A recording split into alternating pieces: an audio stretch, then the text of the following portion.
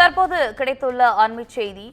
திருநெல்வேலி மேலப்பாளையத்தில் குற்றவாளிகளை கைது செய்ய கோரி கடையடைப்பு போராட்டம் நடைபெற்று வருகிறது. கூடுதல் விவரங்களோடு இணைகிறார் செய்தியாளர் சிவகுமார். வணக்கம் சிவகுமார், விவரங்கள் என்ன?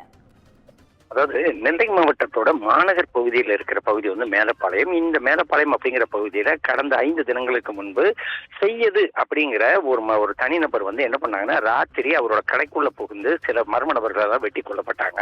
வெட்டி கொல்லப்பட்ட நிலையில முதற்கட்ட தகவல்ல என்ன சொன்னாங்கன்னா, இது வந்து நிலத்தகராறு சம்பந்தமா நடந்திருக்குது அப்படின்னு சொல்லப்பட்ட நிலையிலையும் 2 தினங்களாக அதுல வந்து எந்த விதமான குற்றவாளிகளையும் கண்டுபிடிக்க முடியாத ஒரு சூழ்நிலையில தனிப்படைகள் அமைக்கப்பட்டு அதன் அடிப்படையில் தேடப்பட்டு வந்தது. முதல் கட்டமா 4 குற்றவாளிகளை வந்து அவங்க விசாரணைக்கு எடுத்து அதன் அடிப்படையில் தற்போது வரை விசாரணை நடைபெற்று இருந்தாலும் இந்த விசாரணையில வந்து உண்மைத்தன்மை இல்லை. அதே மாதிரி பாத்தீங்கன்னா, இந்த கொலைக்கு காரணமான முக்கிய நபர்கள் மீது உடனடியா நடவடிக்கை எடுக்கணும், அதே மாதிரி இறந்தவங்க குடும்பத்துக்கு நஷ்டஈடு வழங்கணும் அப்படிங்கிற கோரிக்கையை முன்னிறுத்தி மேலப்பாளையம் பகுதியில் இருக்கிற நூற்றுக்கணக்கான கடைகள் அடைத்து இன்று வந்து போராட்டத்தில் ஈடுபட்டு இருக்கிறாங்க.